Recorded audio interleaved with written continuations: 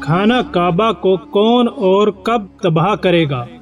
عزیز دوستوں، کعبہ مشرفہ مسلمانوں کے دلوں کی دھڑکن۔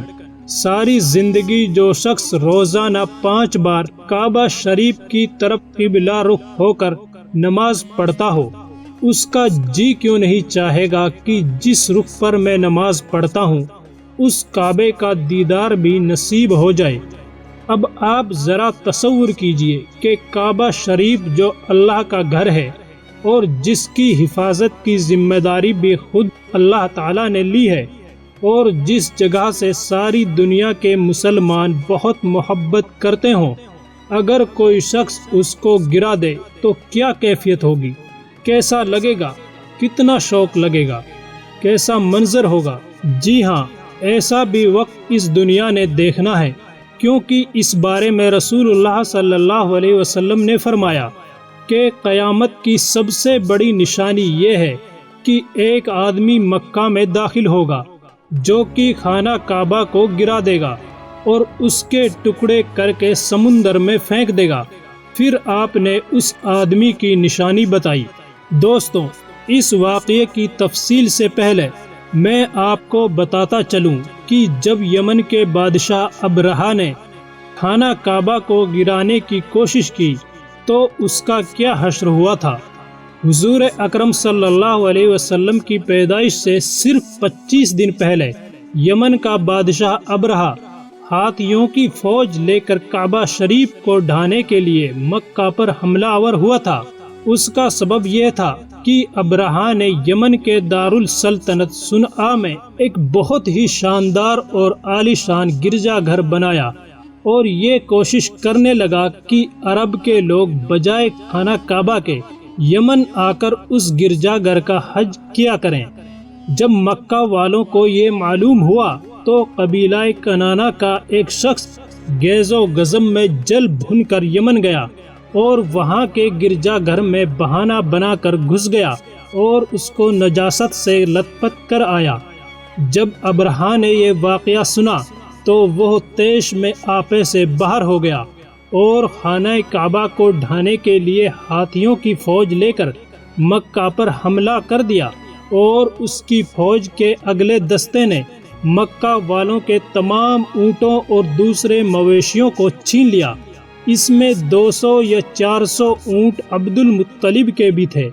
حضرت عبد المطلب کو اس واقعے سے بڑا رنج پہنچا، چنانچہ ابرہہ سے آپ اس معاملے میں گفتگو کرنے کے لیے اس کے لشکر میں تشریف لے گئے۔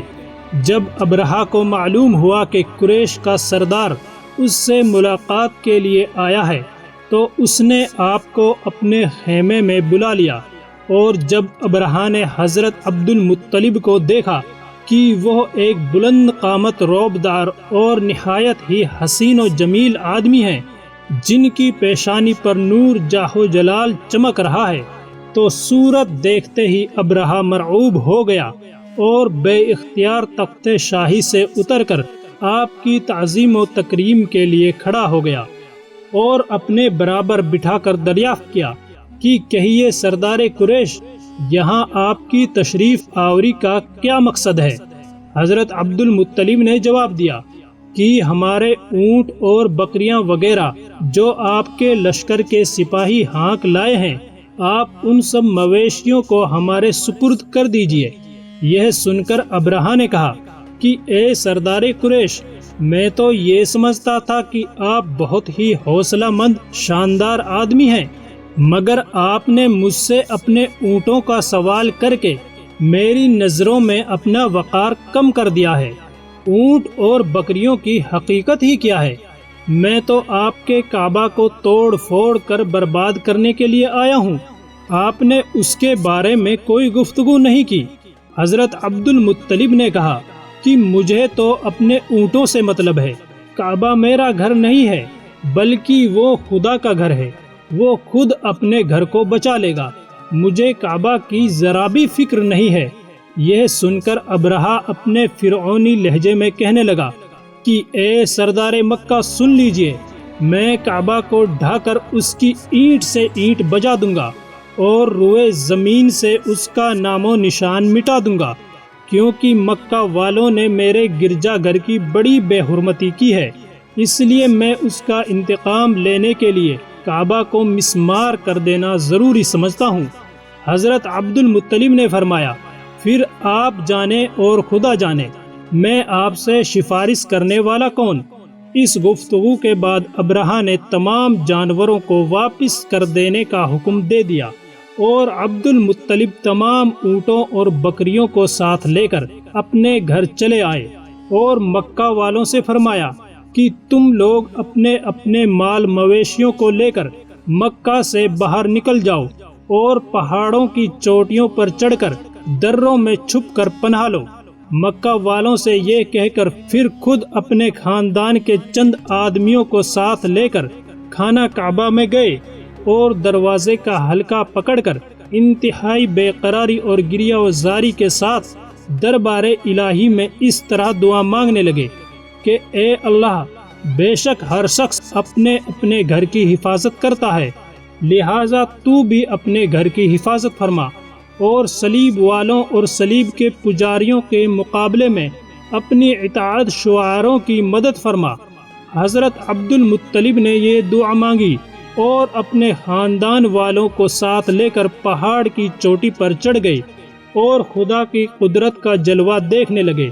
ابرہہ جب صبح کو کعبہ ڈھانے کے لیے اپنے لشکر جرار اور ہاتھیوں کی قطار کے ساتھ آگے بڑھا اور مقام مخمس میں پہنچا تو خود اس کا ہاتھی، جس کا نام محمود تھا، ایک دم بیٹھ گیا، بہت مارا اور بار بار للکارا مگر ہاتھی نہیں اٹھا۔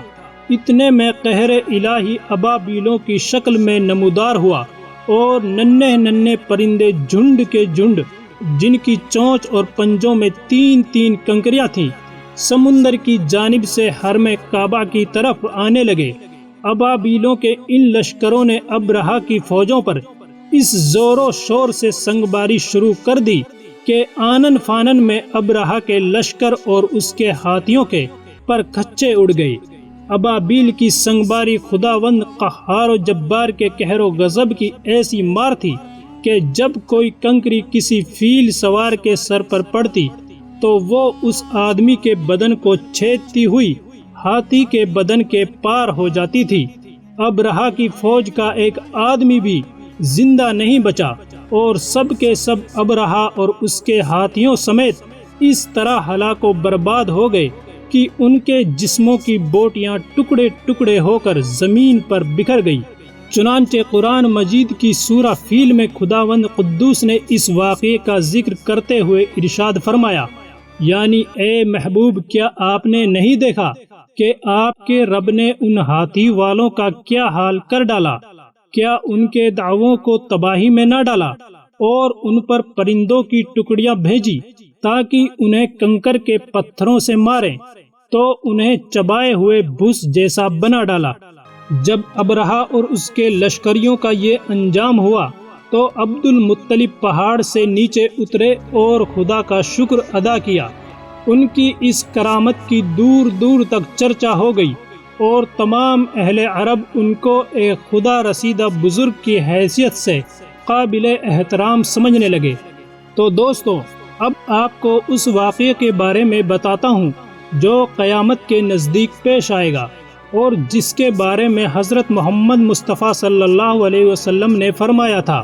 اللہ پاک کا آپ صلی اللہ علیہ وسلم پر خاص کرم یہ ہے کہ آپ صلی اللہ علیہ وسلم کو اللہ پاک نے تمام علوم عطا فرمائے جن کا تصور ہمارا انسانی ذہن کبھی نہیں کر سکتا۔ جو بات ہمارے نبی صلی اللہ علیہ وسلم نے فرما دی وہ پوری ہو کر رہے گی۔ اللہ پاک ارشاد فرماتا ہے، اور وہ یعنی نبی کوئی بھی بات اپنی خواہش سے نہیں کرتے، وہ وہی کہتے ہیں جس کی انہیں وحی کی جاتی ہے۔ اللہ کے علم کے سمندر کے مقابلے میں نبی اکرم صلی اللہ علیہ وسلم کا علم ایک قطرہ ہے، مگر آپ صلی اللہ علیہ وسلم کا یہ قطرہ تمام مخلوق کے لیے ایک سمندر کے برابر ہے۔ یہ بات سچ ہے کہ ہم آپ صلی اللہ علیہ وسلم کے علم کے بارے میں اندازہ نہیں لگا سکتے۔ اللہ کی ذات تو بہت ہی وسیع ہے، ہم اس کا اندازہ کس طرح لگائیں گے؟ آپ صلی اللہ علیہ وسلم نے اپنے سے پہلے گزرے ہوئے انبیاء کرام اور ان کی امتوں کے ساتھ آنے والے وقتوں کے بارے میں بھی اپنی امت کو آگاہ کر دیا۔ محدثین اور مفسرین کا کہنا ہے کہ جب قیامت قریب آنے والی ہوگی تو خانہ کعبہ کو گرائے جانے کا واقعہ پیش آئے گا۔ جن لوگوں کو اس کے بارے میں علم نہیں ہے ان کو اس بارے میں حدیث مبارکہ کی روشنی میں بتاتا ہوں۔ خانہ کعبہ اللہ پاک کی نشانیوں میں سے ایک عظیم الشان نشانی ہے۔ جب تک کعبہ قائم ہے اس وقت تک دنیا بھی قائم و دائم رہے گی۔ جب خانہ کعبہ کو گرا دیا جائے گا تب قیامت رونما ہوگی۔ جب قیامت قریب آئے گی تو ایک بدبخت حبشی خانہ کعبہ کو گرا دے گا، پھر قیامت آئے گی۔ محمد مصطفیٰ صلی اللہ علیہ وسلم نے فرمایا، حبشہ کو چھوڑے رہو جب تک وہ یمن چھوڑے رہیں، کیونکہ کعبے کا خزانہ نہ نکالے گا مگر حبشہ کا ایک چھوٹی پنڈلیوں والا، کعبے کو گرانے والا ایک غیر مسلم حبشی ہوگا۔ حبشہ کے بارے میں ایک روایت ہے کہ ایتھوپیا جو افریقن ایریا ہے اس کو حبشہ کہا جاتا ہے۔ حبشہ سے ایک حبشی کعبہ معظمہ کو گرانے کے ارادے سے اور اس کے نیچے سے خزانہ نکالنے کی نیت سے پوری رات چلے گا، یہاں تک کہ وہ کعبے تک پہنچ جائے گا۔ یہ بات مشہور ہے کہ کعبے کے نیچے بہت سارے بادشاہوں کا خزانہ دبا ہوا ہے۔ وہ شخص اسی لالچ میں اسی خزانے کو حاصل کرنے کے لیے خانہ کعبہ کو ڈھا دے گا۔ اس کمینے حبشی کے بارے میں آپ صلی اللہ علیہ وسلم نے ارشاد فرمایا، اس حبشی کی شکل و صورت ایسی ہوگی کہ وہ چھوٹی پنڈلیوں والا ایک حبشی ہوگا جو خانہ کعبہ کو گرائے گا۔ جبکہ بخاری شریف میں لکھا ہے کہ رسول اللہ صلی اللہ علیہ وسلم نے فرمایا، گویا میں اس حبشی کو دیکھ رہا ہوں، وہ کالا اور چوڑی ٹانگوں والا ہے، کعبہ کے پتھر اور اینٹوں کو اکھاڑ اکھاڑ کر پھینک رہا ہے۔ بخاری شریف میں ہے کہ قرب قیامت کے وقت حضرت عیسیٰ علیہ السلام کی وفات کے بعد جب لوگوں کے سینوں سے قرآن پاک اللہ اٹھا لے گا اور دنیا میں کوئی بھی اللہ اللہ کہنے والا نہ ہوگا تو اس کے بعد وہ بدبخت حبشی خانہ کعبہ کو گرائے گا۔ اس حدیث میں افض لفظ کا استعمال ہوا ہے، اور افض وہ ہے جو اکڑتا ہوا چلے یا چلنے میں اس کے دونوں پنجے نزدیک رہیں اور دونوں ایڑیوں میں فاصلہ رہے۔ وہ حبشی مردود جو قیامت کے قریب خانہ کعبہ کو ڈھائے گا وہ اس شکل کا ہوگا۔ دوسری روایت میں ہے کہ اس کی آنکھیں نیلی، ناک پھیلی ہوئی ہوگی اور پیٹ بڑا ہوگا۔ اس کے ساتھ اور بھی لوگ ہوں گے، وہ کعبہ کا ایک ایک پتھر اکھاڑ ڈالیں گے اور سمندر میں لے جا کر پھینک دیں گے۔ یہ قیامت کے بالکل نزدیک ہوگا۔ اللہ تعالیٰ سے دعا ہے کہ اللہ ہمیں نیک کام کرنے کی توفیق دے اور برائیوں سے دور رہنے کی ہمیں ہمت و توفیق عطا فرمائے، آمین ثم آمین۔ ویڈیو پسند آئی ہو تو لائک ضرور کریں، اور ایسی ہی مزید ویڈیوز دیکھنے کے لیے ہمارے چینل کو سبسکرائب کرنا نہ بھولیں۔ شکریہ۔